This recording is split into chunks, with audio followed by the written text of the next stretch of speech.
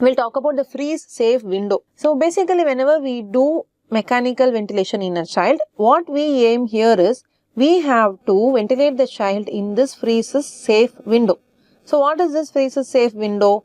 You maintain a pressure, you maintain the PEEP above which the alveoli will open, but at this point it has to stop. So below this PEEP, what happens?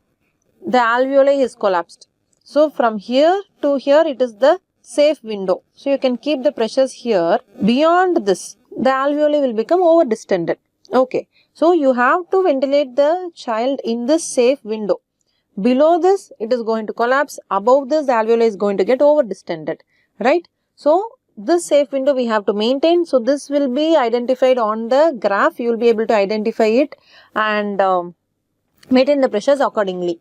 So this is the basic of HFV. This is the lower inflection point and this is the higher inflection point, upper inflection point, right? Okay. So what are the parameters or what are the settings in HFV we will see. So first is the frequency. So frequency is the respiratory rate or at maximum movement. Okay. So that is the frequency.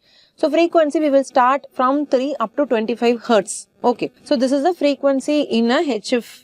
High frequency oscillation or a high frequency ventilator for now. Okay. And there is a continuous distending airway pressure, that is the mean airway pressure. And that mean airway pressure is superimposed on a very small tidal volume. Okay. So whatever we have discussed so far, okay, nothing to get worried. Okay, so far I was talking about the term HFV, high frequency ventilation. But in high frequency ventilation, we have 4 different types of ventilators. One is HFO, high frequency oscillatory ventilation, which is what we use most commonly. There is one which is called as a high frequency jet ventilator, which is used in newborns, where a separate cannula will be there inside the tubings and a small or a very sharp jet of air will be injected. Other 2, so this is 1, this is 2. High frequency positive pressure ventilation and high frequency percussive ventilation, we need not know much about it. Okay, not much used also. So we have read about mechanical ventilation in another few presentations. So how does gas exchange happens in a high frequency ventilation? So that we will see.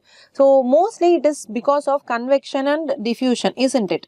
Okay. Apart from that, apart from what we see in a mechanical ventilations, some other few principles are also operable in a high frequency ventilation.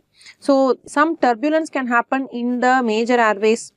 There's turbulent flow and radial mixing where the bifurcation happens. There is pendulift principle which is happening, Taylor dispersion, laminar flow and even collateral ventilation between the alveoli. Some asymmetrical inspiratory and expiratory velocity profiles. What I need you to understand is not just convection and diffusion, but there are so many other principles in HFV. So you can understand that you have to remember few names. Okay, pendulift, asymmetrical inspiratory, expiratory velocity profiles, collateral ventilation, Taylor dispersion. So these 3 or 4 terms, if you write under mechanism of gas exchange in HFV, it is enough. If you are interested, you can learn a lot about HFV. In some of the intensive care textbooks, it is present.